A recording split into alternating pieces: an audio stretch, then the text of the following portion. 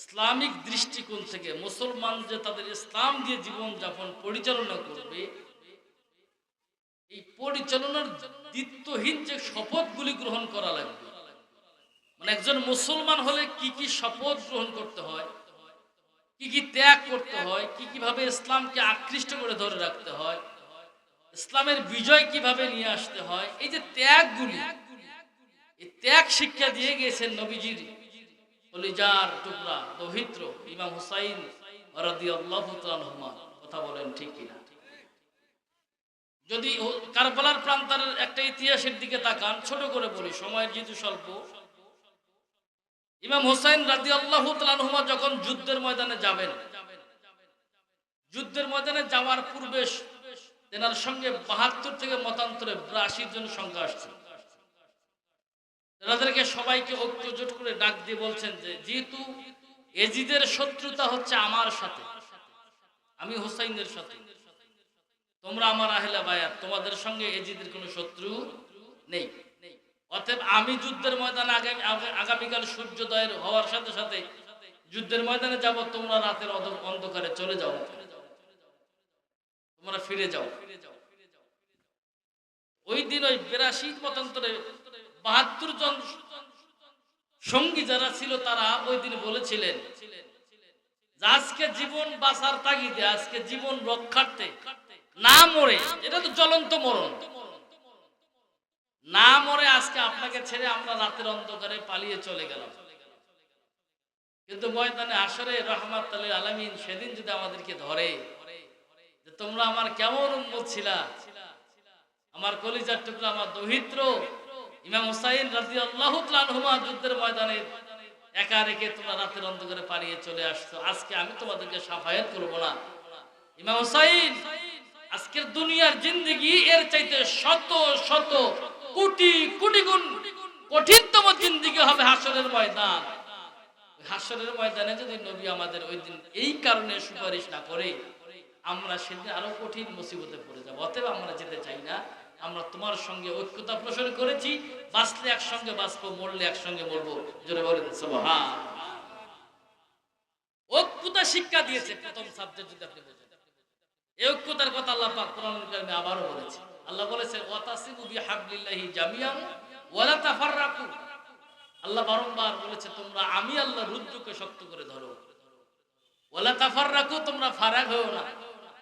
আজকে বাংলাদেশ সহ গোটা পৃথিবীর মুসলিম উম্মার দিকে তাকান, একের পরে এক, একের পরে এক দেশ, একের পরে এক মহল্লা, একের পরে এক বিভিন্ন জায়গা প্রান্ত ধুকে ধুকে বিপদের দিকে নিমজ্জিত হচ্ছে। একটাই কারণ, সেটি হচ্ছে আমাদের ভিতরে ঐক্যতার বড় অভাব। কথা বলেন ঠিক?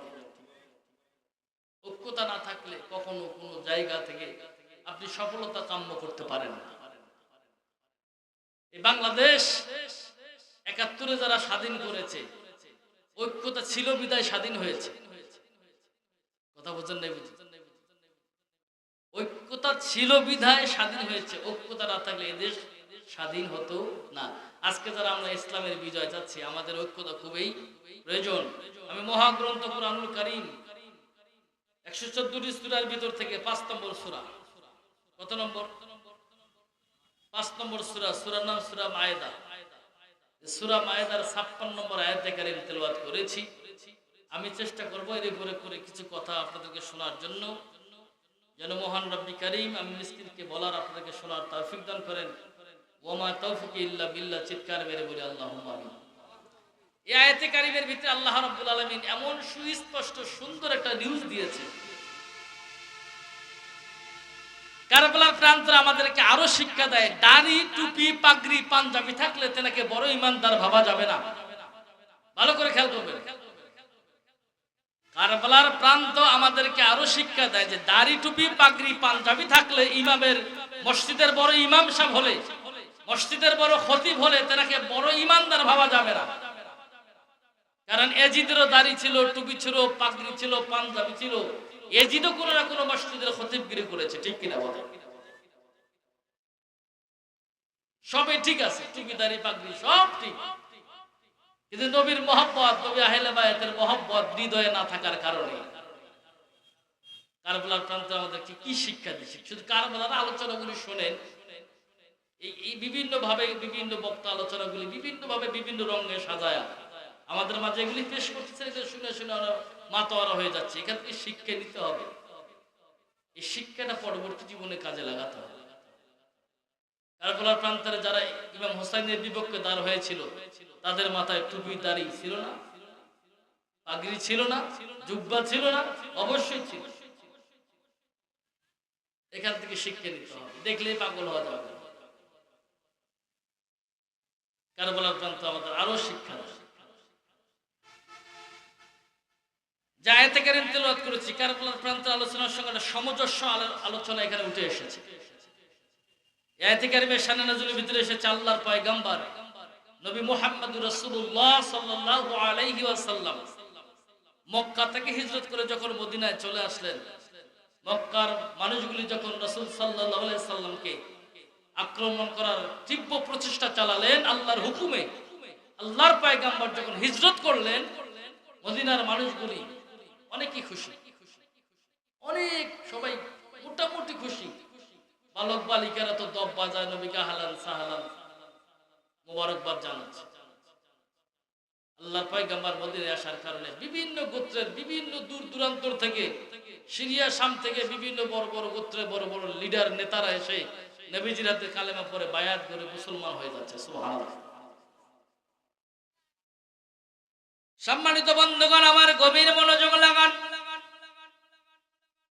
সূরা মায়দার 56 নম্বর আয়াতের শানে নাযিলের ভিতরে এসেছে আল্লাহর পয়গম্বর নবী আরবি মুহাম্মদুর রাসূলুল্লাহ সাল্লাল্লাহু আলাইহি ওয়াসাল্লাম যখন মদিনাতুল মুনাওয়ারায় বিভিন্ন গোত্রের বড় বড় নেতাদেরকে কালেমা পড়া মুসলমান করাচ্ছে, আল্লাহর পয়গম্বরের সামনে দুইজন ব্যক্তি এসে আসলেন।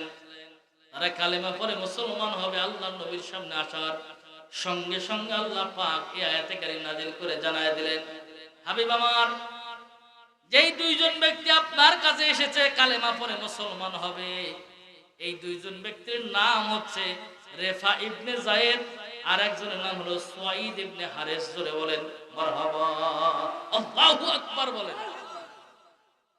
আপনারা কি আছেন? মানে ময়দানে আছেন না নাই? আপনাদের যে পরিবেশ পরিস্থিতি মোটামুটি আলহামদুলিল্লাহ ভালো নাকি? গরমের দিনেও ওয়াজ দেখে পাবলিক খুব বেশি নাকি? হ্যাঁ,